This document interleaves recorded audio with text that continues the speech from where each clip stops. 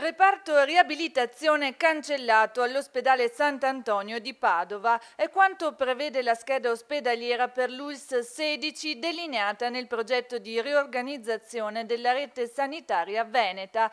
È un'importante razionalizzazione che andrà a colpire un'area che dà lavoro a 58 operatori e che ha dati di resa annuale che parlano da soli, circa 6.000 visite specialistiche fisiatriche, 17.000 prestazioni sui degenti dei vari reparti dell'ospedale, 50.000 prestazioni per utenti ambulatoriali esterni e post-degenti.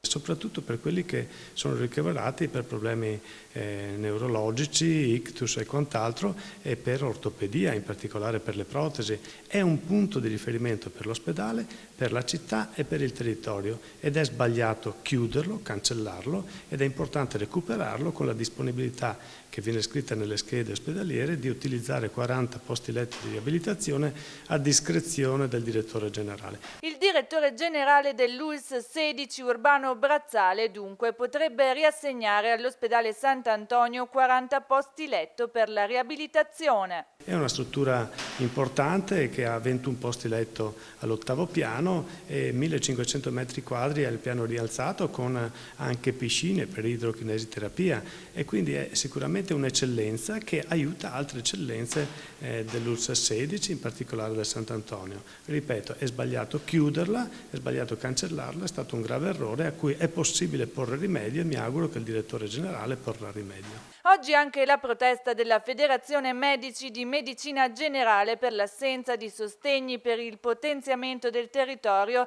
che da lungo tempo invocano alla Regione Veneto.